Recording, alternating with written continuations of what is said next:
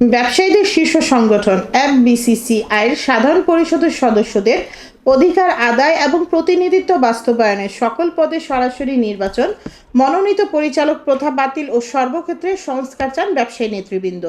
গত 21শে সেপ্টেম্বর শনিবার সন্ধ্যায় রাজধানীর ফার্স্ট হোটেলে অনুষ্ঠিত এক মত বিনিময় সভায় এই দাবি জানান এফবিসিসিআইয়ের সাধারণ পরিষদের সদস্যরা। সভায় জানানো হয়, বিগত 15 বছর এফবিসিসিআই এর কার্যক্রম ব্যবসা বাণিজ্য, শিল্প ও সেবা খাতের স্বার্থ সার্বিকভাবে পরিচালিত হয়নি, বরং অনির্বাচিত ও একদলীয় স্বৈরাচারী সরকারের তোষামোদী ব্যক্তিগত স্বার্থ হাসিল সহ রাজনৈতিক এজেন্ডা বাস্তবায়নে তৎপর ছিল তারা।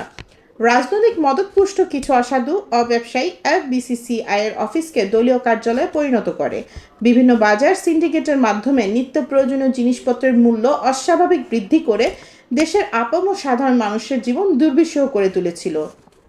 সাধারণ পরিষদের সদস্যবৃন্দ জানান, আমাদের দাবির মুখে অন্তর্বর্তীকালীন সরকার ইতিমধ্যেই এফবিসিসিআই এর পর্ষদ বাতিল করে প্রশাসক নিয়োগ দিয়েছেন। আমাদের প্রত্যাশা, এফবিসিসিআই এর সর্বস্তরে প্রয়োজনীয় সংস্কার সাধনের মাধ্যমে সাধারণ পরিষদের সকল সদস্যের অধিকার আদায় ও প্রতিনিধিত্ব বাস্তবায়িত হবে। মত বিনিময় সভায় অংশ নিয়ে ব্যবসা বাণিজ্য ও বিনিয়োগ সম্প্রসারণ এবং অর্থনীতির চাকাকে গতিশীল রাখার লক্ষ্যে বৈষম্যহীন এফবিসিসিআই গড়ার প্রয়োজনীয়তা তুলে ধরেন আলোচকরা। তারা জানান, আমরা এমন এফবিসিসিআই প্রতিষ্ঠা করতে চাই যেখানে সাধারণ পরিষদের সকল সদস্যকে সমানভাবে মূল্যায়ন করা হবে। এ লক্ষ্যে এফবিসিসিআই সাধারণ পরিষদের সকল পদে সরাসরি নির্বাচন ও মনোনীত পরিচালক প্রথা বাতিলের বিকল্প নেই বলে উল্লেখ করেন ব্যবসায়ী নেতৃবৃন্দ।